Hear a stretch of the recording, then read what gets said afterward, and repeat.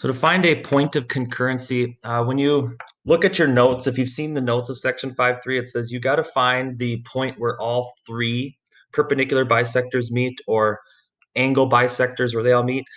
But a little hint is you really only need to find two. If you can find where two of either the perpendicular bisectors meet or the angle bisectors where they meet, then you'll be able to find a point of concurrency. So a point of concurrency is the point where either the perpendicular bisectors or angle bisectors are going to meet.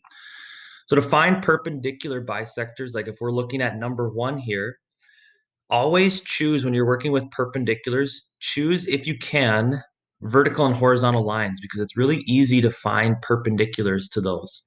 So if I have a vertical line right here, I'm going to find the midpoint because I know that I have to bisect that segment. And then perpendicular is going to be a line going horizontal. So there's going to be my perpendicular bisector.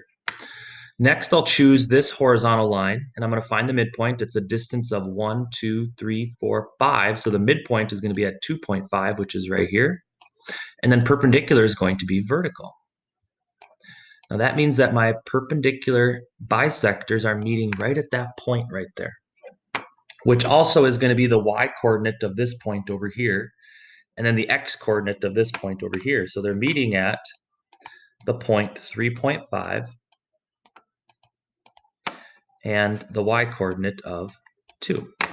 So there's where those points of concurrency are. Now you don't need to find the third one, so there would be one perpendicular bisector with this hypotenuse. Don't need it because once you find where two of them are going to meet, the third one is automatically going to meet there as well. So same with this next problem. So we'll see we've got a midpoint right here.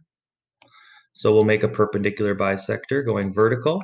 Now I do have a diagonal. So I have a diagonal here with a slope of 1. So I'm going to find the midpoint of that right there. And then I'll go at a slope of -1, which is going to make a perpendicular going that way. But either way, I see it's meeting right there. So my point of concurrency is 0, -2. So there would be my second point of concurrency. But don't waste your time. If you know where two of the lines are going to meet on that triangle, then the third one is also going to meet there every single time. Heading down then to angle bisectors. Just want to talk quickly about angle bisectors. When you're looking for angle bisectors, you're looking for a segment that's going to split your angle, and looking at these arcs is going to split that angle into two equal parts. So that would be an angle bisector right there. Again, right here, you see an angle being split into two equal parts because of those arcs. So that would be an angle bisector. So the point of concurrency is going to be P right there. There's your point of concurrency. Now, the point of concurrency of the angle bisectors is kind of neat. What happens is that then makes congruent segments to each side of your triangle. So all three of those segments right there are going to be congruent. So it's actually like the true center. It's like the direct center of that triangle. And there's if you're designing, like maybe you're designing a city and you want to decide like where to put a fire station or something like that, you could put the fire station at P. So then that fire station would be equivalent to maybe like a hospital, a school, or some type of business, so that fire department is not it's not far from something that's essential and close to something else. You can kind of make it in the center, equidistant. But anyway, you're looking at in these problems, you're looking where those angle bisectors, find where that angle is being split, and then if you kind of follow those angle bisectors, you're going to find out where those points are going to meet. Well, that brings us to 8:31. So I'm going to leave right there. So if you are ready to break off on your own to continue working on 5.3 today, you can continue to do that. I'm going to stay on the line. So if you have any other questions for me, but have a great day. If you have anything to make up or want to talk to me about something, you can throw it in the chat. I have GoGuardian on. You can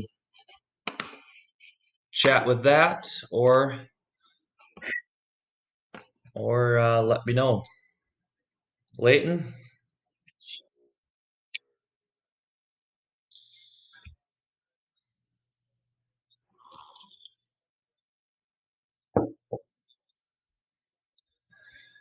So originally we were going to go to the 11th, and then Mr. Olson sent an email to your parents last week that said it's for sure going into January. So January 4th would be 4th. January 4th would be the earliest.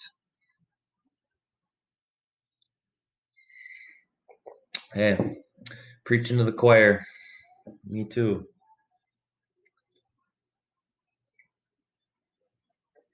Any other questions, you can throw them in the chat. I can go back to 5.2. Anything you need from me, let me know.